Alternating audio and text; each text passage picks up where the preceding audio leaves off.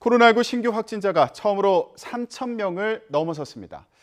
추석 연휴 대규모 이동의 여파는 아직 본격적으로 반영되지 않은 만큼 확산세가 더 커질 수 있다는 우려도 나오는데요. 백순영 가톨릭대 의대 명예교수와 함께 코로나19 상황 짚어보겠습니다. 안녕하십니까? 네, 안녕하세요. 네, 이제 1년 8개월 만에 600일이 넘었습니다. 코로나19 사태가 터진 지요. 그런데 3,000명대라는 숫자는 처음 보는 거예요. 저희가 7월 7일에 1,212명, 그 이전엔 6,700명이었던 걸 계산하면 아마 이 4차 유행이 되면서 갑자기 5배가 늘었다고 볼 수가 있는 것이죠. 네. 깜짝 놀랄 만한 숫자였었는데요. 사실 이 3,273명 중에서도 수도권이 2,512명으로 77.4%고요. 서울인 경우에 1,217명, 우리 1,000명 넘어가는 것도 굉장히 어려운 숫자로 보였는데 뭐 간단히 넘어가는 이런 숫자가 됐습니다. 네. 근데 이것이 과연 그럼 추석에 영향이 있었을 것이냐 하고 보면은 사실 많이 쌓여온 것이죠. 이미 추석 이전에 40%에 가까운 감염 경로를 알 수 없는 환자들이 계속 나오고 있었고요. 또 이 명절 기간 이전에 이미 이동량이 많이 증가를 했었고 또 2학기 개학도 되지 않았습니까? 또한 외국인 노동자들의 집단 발생도 최근에 많이 나오고 있어요. 그래서 이런 것들이 다 복합적으로 합계가 돼서 아마 이런 수준이 된 것으로 보이는데 추석 기간 중에 이미 이런 전조들은 보였었죠. 4일 동안에 그 요일별로는 최대치를 기록했었고 그 다음에도 진단검사 수가 굉장히 많이 줄었었는데도 1,700명을 기록해서 이 굉장히 위험하다고 생각했었지만 이렇게 바로 끝나자마자 진단검사 수가 평일 진단검사 수보다 훨씬 더 많아지면서 아마 이런 현상이 나타난 것으로 보이고 네. 지금으로 봐서는 제일 중요한 지표가 위중증하고 아마 사망률일 것으로 보이는데요. 네. 위중증 환자가 오늘 30명 늘었습니다. 네. 이것만 해도 좀 기록으로 보이고요. 사실 사망률인 경우에 있어서는 점점 떨어지고 있다고 생각이 드실지는 모르지만 실제 자세히 들여다보면은 접종이 늘어나면 늘어날수록 우리가 예방되는 사람들이 많고 위중증이 줄어들기 때문에 사망률이 떨어지는 것은 사실입니다. 하지만 이 델타 바이러스의 특징이 또한 독성이 강해서 네. 입원율 위중증 환자를 좀 높이는 게 있어요. 결국은 두 개가 합쳐져서 비슷한 상황인데 실제 결과도 비슷합니다. 6월까지만 해도 0.35% 59명 사망했고요. 7월에는 0.18% 77명이 사망했고요. 근데 8월, 9월에는 다 0.36%예요. 7월 달에 반 정도로 줄었습니다. 0.18%. 왜 줄었냐 하면은 사실은 사망자는 그대로 있는데 확진자 수가 많이 늘어남으로 해서 분모가 늘어나니까 반으로 줄었죠. 2배 이상 늘었다는 얘기죠, 확진자가. 하지만 사망자는 그 이후에 나옵니다. 한두 달이 지나야 나오기 때문에 7월 달에 0.18%라는 것은 통계적인 착시로 이 기간만 단기적으로 그랬고 결국은 지금도 사망률은 0.35% 정도라는 것이기 때문에 상당히 높은 것이죠. 네. 누적 사망률은 0.82로 최저치를 기록하고 있지만 현재의 사망률은 환자 수에 비례해서 안정적이긴 하지만 아직도 굉장히 높은 숫자다 하는 것이죠. 따라서 지금 이 3,000명이라는 숫자 자체가 무섭다기보다는 네. 사실 이것이 점점 늘어나면은 또 장기간으로 가게 되면은 우리 의료 체제에 분명히 부담이 갑니다. 그래서 예방 접종이 늘어남에 따라서 위중증 또 치사율은 떨어지겠지만 네. 확진자 수도 분명히 통제가 돼야만 되는 것인데 지금 이런 속도로 늘어난다 그러면 이 확진자 수는 통제 불가능한 상황이 단기간이나마 있을 수가 있어서 네. 이런 부분이 우려가 될 수가 있는 부분이고 이렇게까지 많이 확산이 되게 되면 사실은 또 이거 통제되기도 어려운 것은 사실입니다. 네. 그런데 지금 문제는요. 이 확진자가 지금보다 더 늘어날 가능성도 있다는 건데요. 정부에서도 이 부분을 우려하는 것으로 보입니다. 관련 내용 듣고 오겠습니다. 추석 연휴 이후 전국적으로 유행 규모가 점차 커지고 있습니다.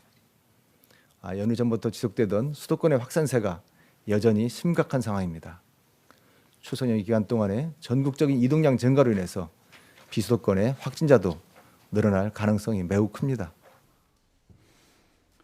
네, 방역 당국의 어제 브리핑 함께 들으셨는데요. 그러니까 결국 추석 연휴 대규모 이동을 통해서 확산세가 더 커질 수 있다 이 가능성에 대해서 언급을 했는데 오늘 발표된 이 3,000명대 확진자가 추석 연휴 기간에 전파가 된 게 아닐 수도 있는 거 아닙니까? 그렇죠. 이거는 예. 벌써 그 이전에 전파가 됐었던 것이 지금 나오는 상황이고 우리가 예상했던 것은 추석 기간 동안에 수도권에서부터의 무증상 감염자가 비수도권으로 가면서 아마 전국적으로 좀 확산이 있을 것이고 다시 서울로 돌아오면서 서울도 늘어날 것이 서울 수도권도 늘어날 것이다 이런 예상이었었는데 네. 훨씬 더 빨리 나타난 것이고 사실 정점으로 보면은 다음 주가 지나면서 10월 초까지가 굉장히 많은 확진자가 나올 가능성은 있죠. 네. 하지만 우리가 똑같이 지금 접종 속도도 굉장히 속도를 빨리 내고 있기 때문에 2차 접종 완료율을 빨리 높인다면 또 특히 18에서부터 49세 사이가 지금 한 30% 정도밖에 완료가 안 되고 있는데 이게 큰 문제가 접종 간격이 지금 6주로 되어 있기 때문에 빨리 안 늘어나는 것이거든요. 네. 이것을 빨리 접종률을 높여서 30%에서부터 60% 이상 70%까지 가게끔 만든다면은 아마 확진자 수는 많이 줄어들 수가 있는데 그럼 과연 그렇게 많이 나오는 기간이 얼마나 될 것이냐 하는 것이 정점보다 더 중요한 것이죠. 네. 일단 감소 추세로만 간다 그러면 통제가 가능할 수가 있겠지만 이것이 다른 나라들을 봐도 폭발적인 환자의 증가세는 나타날 것이거든요. 근데 이런 증가세가 나타났다고 해서 우리가 꼭 불안해할 필요는 없는 것이 싱가포르의 경우만 보더라도 뭐 지금 1,500명씩 정도 나오고 있는데 우리나라로 치면 10,000명 이상 나오는 거거든요. 그렇지만 사망률은 0.1%에 불과하기 때문에 우리도 확진자 수가 많이 늘어날 경우에 위중증이 많지 않고 예방이 많이 되는 모든 국민들 중에 적어도 70-80%가 예방이 되고 있다면 위중증 사망은 줄어들기 때문에 네. 피해는 최소화할 수 있기 때문에 그런 방향으로 갈지 아니면 우리나라는 특히 방역이 잘 되기 때문에 확진자 유행 자체를 많이 줄일 수 있을지는 모르겠습니다만 이 1,000명, 2,000명 이 수준은 아마 당분간은 계속될 것으로 보입니다. 네, 그러니까요. 그러면은 10월 초까지는 계속 늘어날 걸로 그렇게 일단 전망을 하셨는데 최대치를 예상해 본다면 몇 명까지도 늘어날 수 있다고 보세요? 글쎄요, 뭐 정점이라고 그러면은 지금 3천 몇백 명에서 다음 주에 늘어나면 뭐 4천 명, 5천 명까지는 한번 생각해봐야 되지 않겠습니까? 하지만 이 숫자가 정점이라고 그러면은 그 다음에 꺾어진다면은 큰 문제는 안 생깁니다. 단기간으로. 또 네. 우리가 예방 접종 속도가 굉장히 빠르게 가고 있기 때문에 하루 1% 이상씩 높여간다면은 뭐 한 열흘 정도면 10%씩 늘어날 수가 있기 때문에 물론 주말도 있습니다만은 이런 부분이 제일 중요하기 때문에 지금으로서는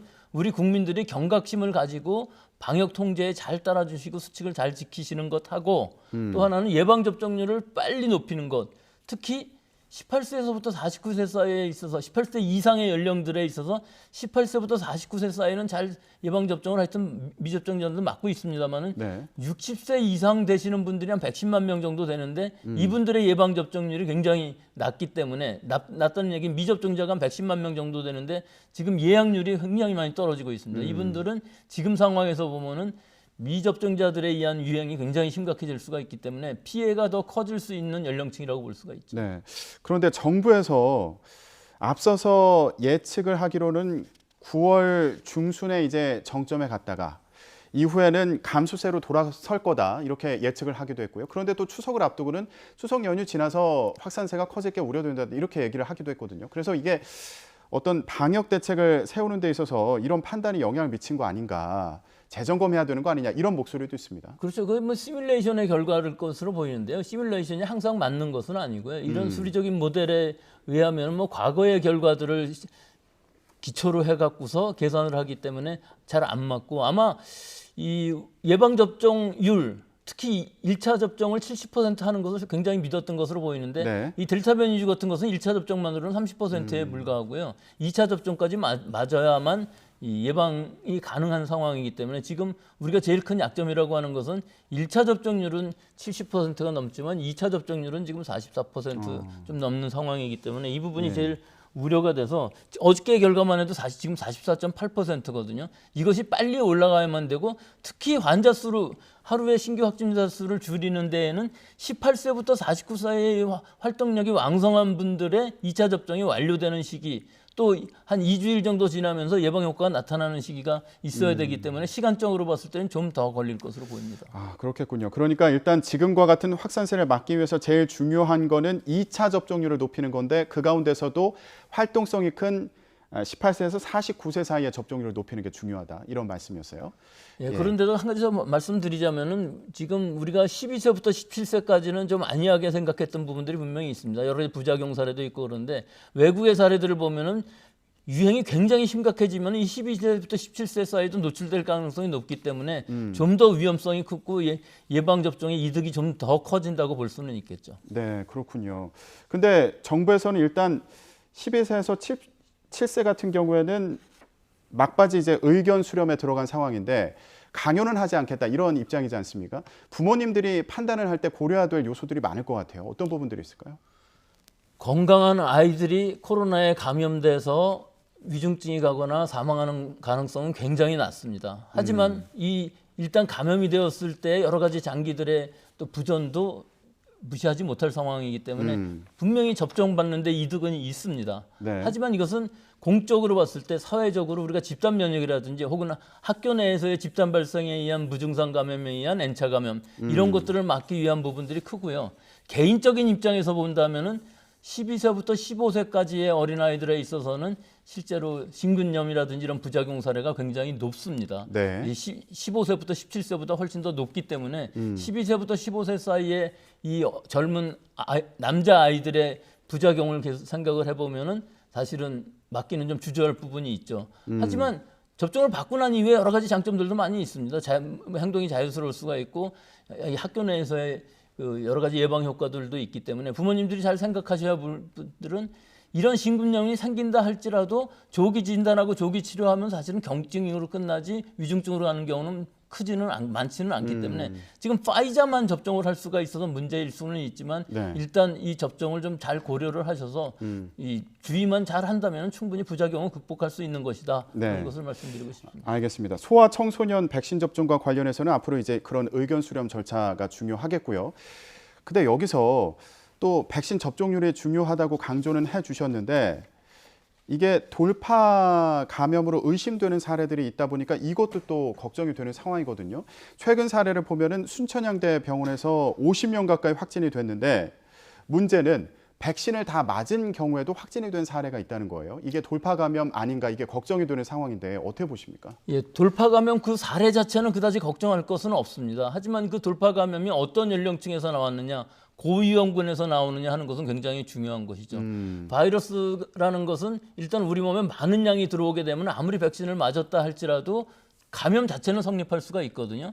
그런데 면역 체제가 제대로 되어 있는 사람들이라면 특히 젊은 층 같은 경우에 있어서는 큰 문제 없이 넘어가는데 이분들이 고령층이나 기저질환이 있는 고위험자들한테 감염을 시킬 수 있다는 문제가 생기는 것이죠. 네, 그래서 네. 전체적으로 봤을 때는 위험군에 있어서는 접종을 받았다 할지라도 또는 미접종인 경우에는 더 위험한 상황이 될 수가 있는 것인데 지금 우리나라에서 요양병원, 요양원 같은 경우는 2월 26일부터 시작을 했기 때문에 6개월이 지나면서 이 고위험군들은 예방력이 상당히 떨어져 있을 부분들이 있어요. 그래서 젊은 사람들인 경우에 있어서는 감염된다 할지라도 큰 문제는 없습니다. 위중증으로 갈 가능성도 없고 사망할 가능성도 굉장히 낮지만 돌파 감염의 경우. 돌파 감염의 경우는 오히려 예방 접종을 한 번 더 맞았다고 생각해도 될 수 있습니다. 무증상으로 한 번 델타 바이러스가 내 몸에 거쳐갔기 때문에 다시는 델타 바이러스에 감염되지 않겠죠. 하지만 고위험군인 경우, 기저질환이 있는 사람들이라든지 고령층인 경우에 있어서는 감염됐을 때 위험하기 때문에 돌파 감염도 지금 무시할 수 없는 수준으로 가고 있습니다.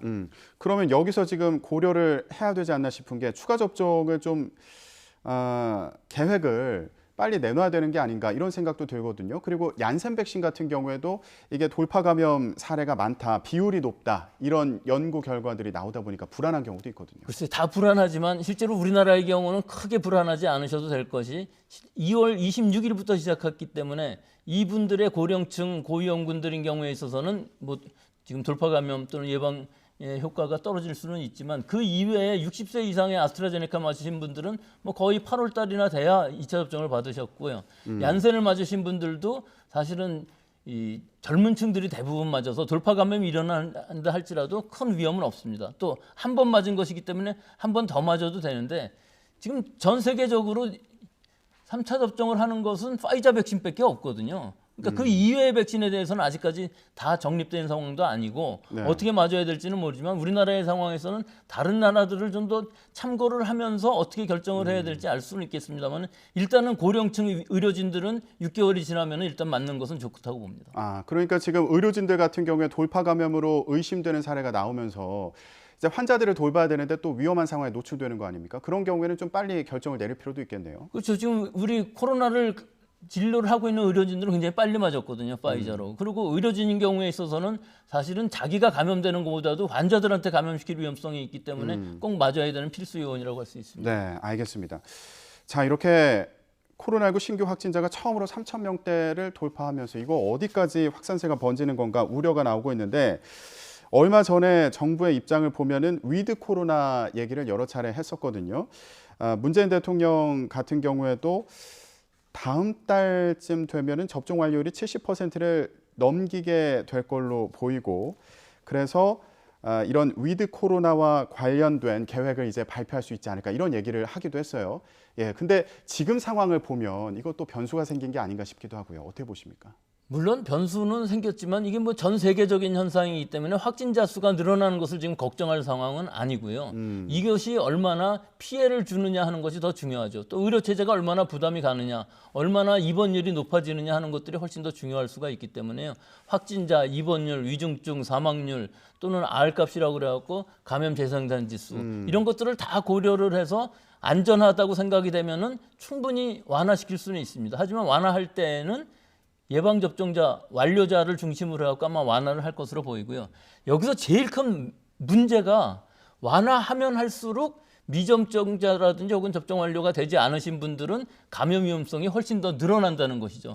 그래서 우리가 80% 예방접종을 다 완료를 했다 할지라도 나머지 20%가 있기 때문에 확진자 숫자가 줄어들기는 기대하기 어려운 부분들이 상당히 많이 있습니다. 그래서 싱가포르 경우와 같이 82%가 접종 완료를 했는데도 1,500명이 나온다는 의미는 굉장히 많은 미접종 환자들 또는 통제가 어려운 외국인 같은 경우들에 있어서는 확진자가 늘어날 수 있기 때문에 확진자 수보다는 싱가포르의 경우도 0.1% 정도의 사망률이거든요.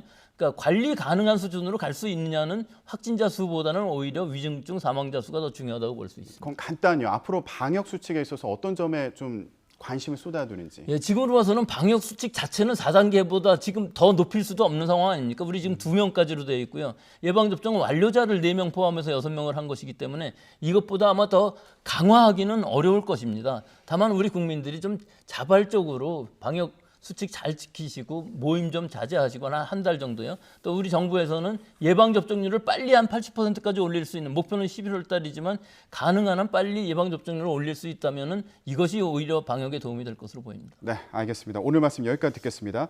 코로나19 관련 상황 백순영 가톨릭대 의대 명예교수와 함께 정리해봤습니다. 오늘 말씀 고맙습니다.